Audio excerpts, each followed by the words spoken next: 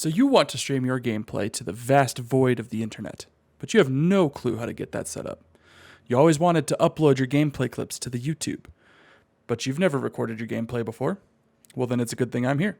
What's up, guys? This is Vance, and by popular demand from my friends and guildies, here's a quick video on getting yourself set up with OBS. We'll cover some of the more advanced stuff in the next video, but for now, let's get it set up so that you can go live on Twitch or record your gameplay with confidence. Follow me, and we'll embark on the journey through Open Broadcaster software, or OBS for short. Getting this set up is the hardest part, but don't worry, I got you. So before we jump into the meat and the potatoes of this video, just a quick reminder to hit the like and get subscribed if you're interested in catching more of my content as it releases. I'm planning about one video a week right now. We may bump that up to more as we grow. Also, if you want to ask me any questions about the contents of this video, or just kick back and hang out, I do stream every Tuesday and Thursday over on my Twitch, link in the description below. Thanks for your support, guys. Now, let's talk about OBS. We're going to jump into this virtual machine that I built so that I can walk you through a clean install and setup. That way you're not seeing all the settings that I've already got set up. So the first thing you're going to need to do is download OBS. You can do this by checking the link in the description box down below. I said I got you, didn't I? So basically you're going to go to the link. You're going to see this page here. Now, if you're on Windows, click the Windows. If you're on Mac or Linux, hit that. Now I've already got this downloaded. I'm not going to make you guys sit through the download. I'm just going to jump into that downloads folder. So now that you've got the application downloaded, you're going to go ahead and run the installer. I'm sure you've installed software before. There's no catches here. The only thing you might run into is you might get a window that says something about a distributor, like a redistributable. That's a Windows specific file that you're going to need to download. Go ahead and just download that. The link will take you right there. Download that, get that configured, and you'll be all set up. Then you're going to come back into the installer, hit install, and this is going to get you all started. Now this part is super cool. It's the first time you open up OBS after getting it installed. You're going to see this auto configuration wizard pop up.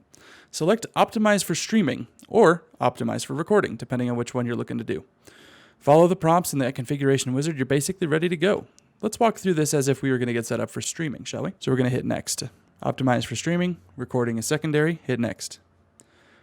Now your base canvas resolution, this is basically going to be one of two things. If your internet isn't super great and you're a little worried about your upload speeds, you're going to want to start with this 1280 by 720. Now, if you know you've got boss internet and you're ready to go a little bit higher quality, go ahead and bump it up to 1920 by 1080. If you're extra fancy and you're rocking a 4K monitor and you want to go there, or 1440p even, you should see those options here as well. Go ahead and select the one that makes sense for your monitor, or if you know that your internet's not super great, then you're going to want to select that slightly lower quality. We're going to start with 1920 by 1080. Next up, you've got your frames per second, or FPS. This is also going to be very reliant upon your internet speeds. If you know that your internet's not super good, you're going to want to start with 30, or if you have a slower computer. But if you know you've got a computer and internet that can handle it, definitely jump onto the 60 frames per second. We're going to select 60. So now that you've got those set up, you're basically ready to get configured to stream. Now, this is the part where you're going to select where you're going to stream. You've got the option of Twitch, YouTube, Facebook. If you're a Facebook streamer, I'm sorry, good luck with that. Most people are going to want to select Twitch. Now you've got a couple of options here. You can see Connect Account Recommended or use Stream Key. What's the difference?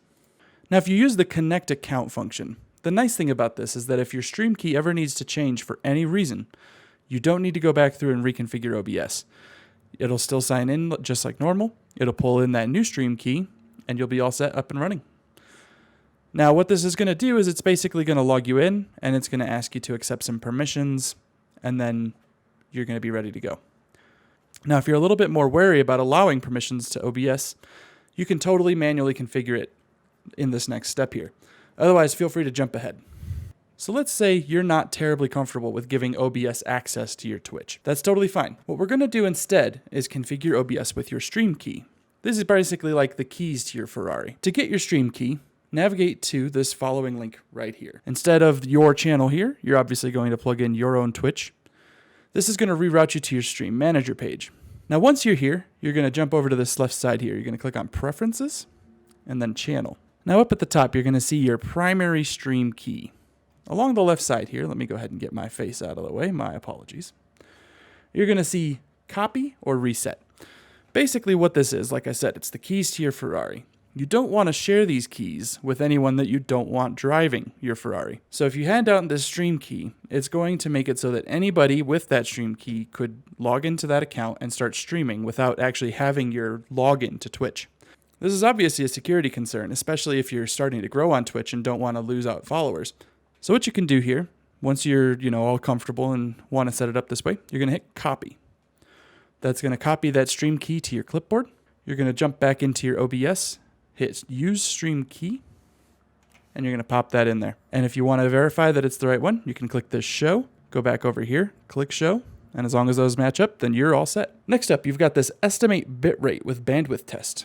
What this is basically going to do is it's going to go out and do almost like a speed test to a couple of local servers from Twitch. And it's going to check to see what the correct bitrate is going to be for audio and video for your stream. This is a lot easier than it used to be. You used to need to calculate things based on your upload speed on your internet, and nowadays OBS will do it for you. So we're going to go ahead and hit next. We'll jump ahead so you guys don't have to sit here and wait for my bandwidth test to complete. 2 hours later. All right, so once that's done, you're going to see a final results testing complete page come up. Basically what this is going to do is it's going to show you kind of what the settings that OBS has determined are the best ones for you. You can see for mine, we're seeing Twitch is the service. Server is somewhere in Salt Lake, and then we got some other information here. But there's going to be a couple of changes like the output scaled resolution. We can dive a little bit more into that. If you have questions, feel free to jump over to my Twitch, let me know, and I can definitely answer those for you. For now, we're going to go ahead and just click apply settings. This is going to basically configure your OBS so that theoretically you are ready to go live. So now that we're started here, you're going to basically notice that the window is blank. You got nothing interesting going on here. Now what you're going to want to do is you're going to want to set up a scene first. You can see OBS initially starts with one. It's just called scene. We can rename this by right-clicking and going to rename. Let's go ahead and call this just chatting. So think of it this way. A scene is essentially a window that you are opening for your viewers.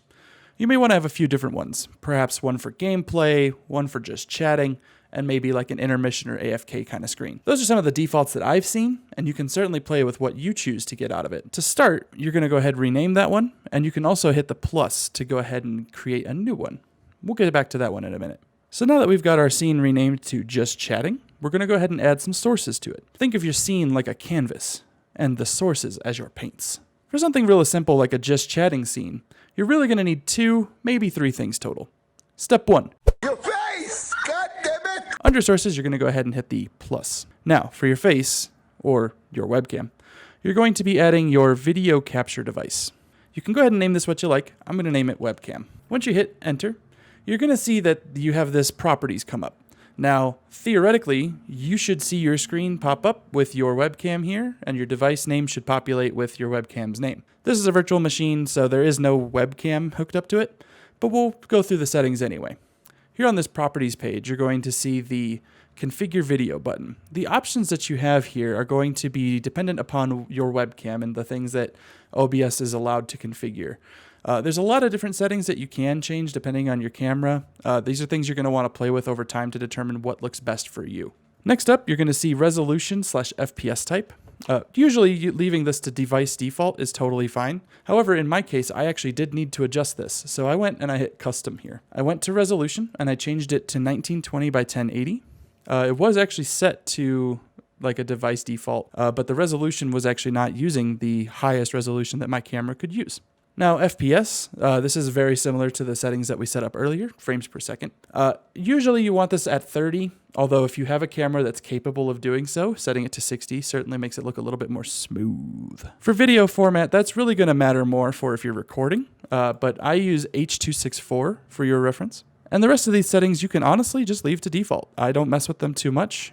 You can certainly play around with them if you're more interested in seeing what they can do. But for now, let's go ahead and just click OK. And theoretically, you are ready to go live on Twitch. Now you'll see your pretty little face on the screen. Congratulations. If you want to stream, just chatting, and don't care about gameplay, you're ready to go.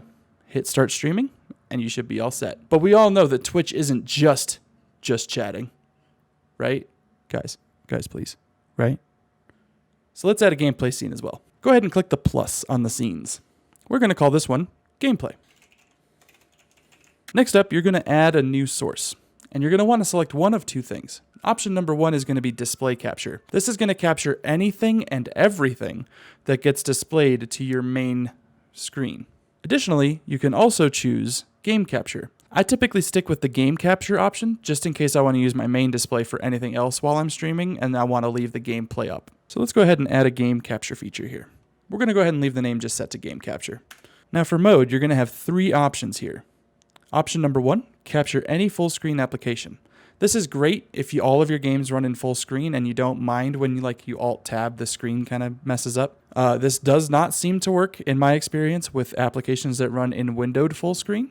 Option number two is going to be specific window. Now something like this is great if you want to stream a specific game. Let's say for me, I want to stream World of Warcraft. So I can have World of Warcraft running. I can select window here. You can see for me right now on this VM, I have Microsoft Edge and that's about it. But you would see your game here in this drop down. You select your game, you click OK, you're ready to go. Lastly, you've got the option for capture foreground window with hotkey. What this does is this basically lets you set a hotkey on your keyboard where you can jump in and set this specific window to capture. This is great if you're like a variety streamer and you want to stream a lot of different games and don't want to have to continue playing in full screen mode. Now, I'll be honest with you guys. I haven't messed with any of the other settings on this. If you want to maybe limit your capture frame rate to set that to 30 FPS as well, just to make sure that you're not running anything over 30, you could do that, but I don't believe you really need to mess with anything here. So once you've got yours set up the way you like, I'm going to set mine to capture foreground with window hotkey, and then I'll show you how we set that up. But once you've got this all good, go ahead and click OK. Hey guys, Editing Vance here. Totally realized that I missed this part. We need to get that hotkey set up. Let me go ahead and get that configured for you. Just give me 1 second here. I'll show you. Alright guys, so here we are back in the virtual machine. We're going to just jump into the settings option here. So you're going to click on settings. You're going to go down to hotkeys. Now what you're going to look for is you're going to look for your game capture. You can see right here it says capture foreground window. What you want to do is you want to set whatever hotkey you'd like to use. I use insert and delete for mine. Kind of depends on your game and if those are standard hotkeys or things you want to rebind. I'm sure you can set this to whatever you like, but these are the two that I find useful. Once you've got those set up, you hit apply. Basically, you just hit your hotkey there and then OBS will pick up whatever game it is that you're playing and then you're all good to go. All right, cool. Back to the video. Now, we already configured this just chatting scene earlier. The best part about that is we can basically use the same settings across multiple scenes by clicking this add existing and then webcam. Going to go ahead and click OK. Boom. Now you'll see your face pop up here. Here, I'll move mine. Ha. This is kind of what it would look like, right? So you're going to see your face pop up in here. And then you can go ahead and you can scoot this up bigger. You can scoot it smaller. And you're going to have your gameplay in the background. I recommend trying to cover up your chat boxes with your face cam. A lot of times you can actually see people get in trouble based on having their public chats open in-game. So like World of Warcraft, I would block your chat box, especially if you're an officer. So now theoretically, once you've got your gameplay set up, you've got your just chatting set up, and you've got your face cam ready to go, you're a streamer. You're ready to hit that start streaming button and go live on Twitch. Additionally, if you're ready to start doing some video recording, you can go ahead and just hit that start recording option. So once you've got that all set up, you can go ahead and hit that start streaming. Go ahead and drop me a link to your Twitch down in the comments below. I'll come check you out sometime. Anyway, everybody, I hope this video was helpful to you. This is just the basics, and there's so much more that we can do with their streams. Things like setting up alerts for followers, subscriptions, merch, setting up your sweet scene transitions, and more. If you want to learn more about that stuff, go ahead and hit that like button and drop me a comment down in the comment section below. Let me know what you want to see, and I'll start working on it. Thanks for checking this one out, and I hope I catch you all in the next one. Peace.